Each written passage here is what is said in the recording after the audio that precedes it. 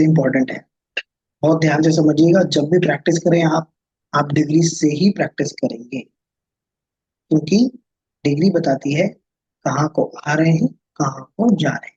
ठीक है, मान लीजिए सैटर्न है, मून है 5 डिग्री, सैटर्न है 10 डिग्री। ठीक है, यहाँ पे मैंने कॉम्बिनेशन क्या लिया है, सैटर्न को 10 लिया है, मून को 5 लिया है। कौन किससे मिल रहा है बताइए। चंद्रमा शुरू हुआ और उसे शनि मिल रहा है। मूव जाके सैटर्न से मिलेगा। हम लोग 3 केस लेके चलेंगे, ठीक है। एक केस पे लेंगे सैटर्न 5, मून 10। फिर एक थर्ड केस लेंगे, म्यूट कर दीजिए, इनका वॉइस आ रहा है पीछे से, म्यूट कर दीजिए। ठीक है, ये 4 केसेस समझ आए कैसे कैसे लिया है मैंने।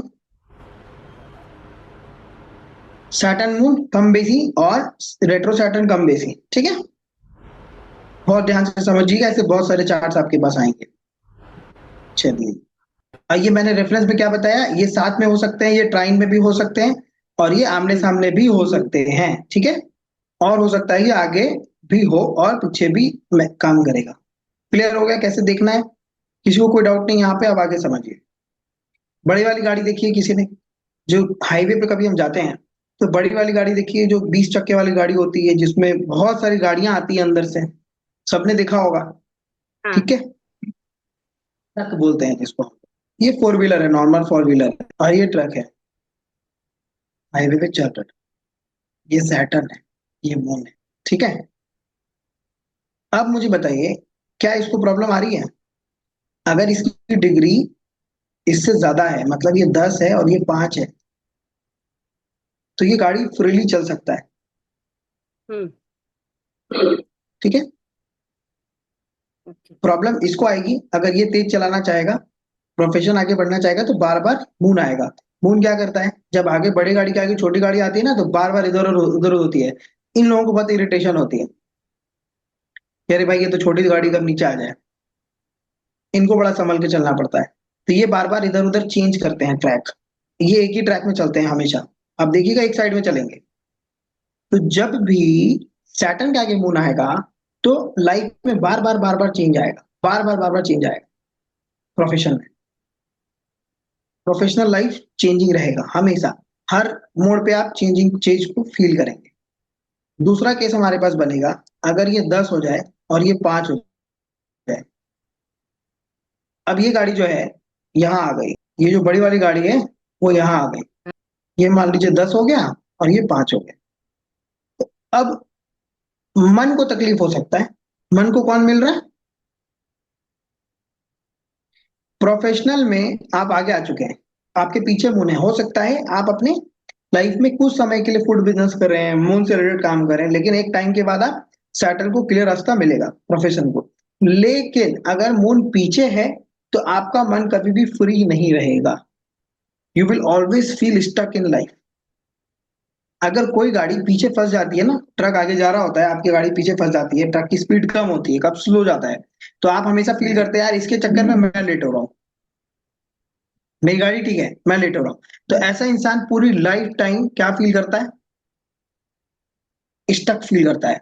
इसको ऐसा लगता है कि मेरा समय जा रहा है, मैं कुछ कर नहीं पा रहा, मुझे कुछ करना है, मैं कुछ कर नहीं पा रहा। प्रोफेशनली ये लाइफ में हमेशा ये सोचता रहेगा कि मैं कुछ नहीं कर पा रहा, मेरा टाइम वेस्ट हो रहा है, मेरी उम्र जा रही है। तो ये जो योग है ये इस तरह से काम कर रहा है, जब आपके पीछे भी है तब भी परेशान कर रहा है, आगे भी है तभी परेशान कर रहा है। सैटर्न और मून का कैसे हमने समझा, डिग्री से समझा। अगर आगे मून आता है तो ये चेंज लेकर के आता है बार बार, और सैटर्न के पीछे मून रहता है तो ये आपको स्टक फील कराता है बार बार। क्लियर हो रहा है सबको, यस।